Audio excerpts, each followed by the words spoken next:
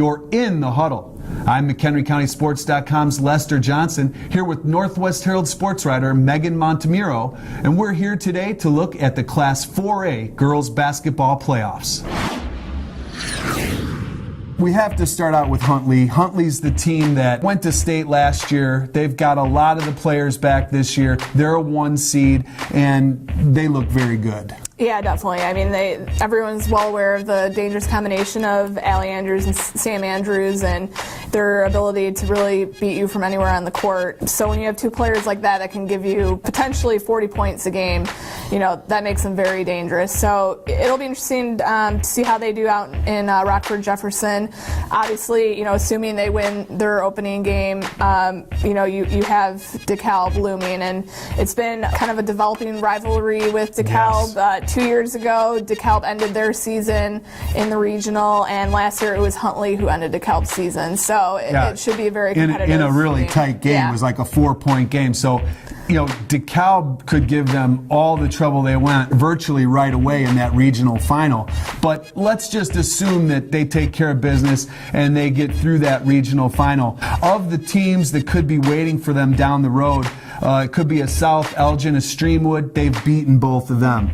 Could be, we talked about DeKalb and they've beaten them. So Huntley has, I think, a really big advantage in having played a lot of these teams and having familiarity with these teams that, they look pretty poised to go far again. And you can't really count them out to carve out a spot into that super sectional even. I mean, I don't think that's crazy to think that they could get that far before they really start to slow down. So the other thing we got to look at, most of our teams are either at Jacobs or Cary Grove. Let's start out with the Jacobs regional. We got Larkin Jacobs and DC Elgin. It's probably going to be some pretty quick exit for these teams. Jacobs is kind of one of those teams that can surprise people, but the bottom line is if they win these play-in games, Jacobs would face South Elgin. That's going to be an awfully tough contest.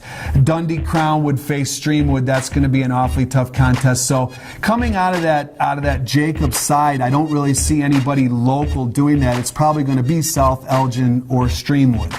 Yeah, it's going to be tough for either of those teams. I mean, Jacobs, they've played some good teams. They nearly beat Streamwood earlier this year. They beat a good Marion Central team recently. So they're talented, but it's going to be tough, especially just being an inexperienced team, to kind of be able to handle that playoff pressure. But it should be interesting. I mean, the pressure's not on them. No one's expecting either of those teams to really go that far. So, maybe playing loose will help them. And getting some experience at least helps down the road. So it's a positive either way. And then at Cary, that Cary regional, Crystal Lake Central is facing off against McHenry. So, those two teams are plenty familiar with each other, and that's a play-in game. The winner of that game gets Prairie Ridge.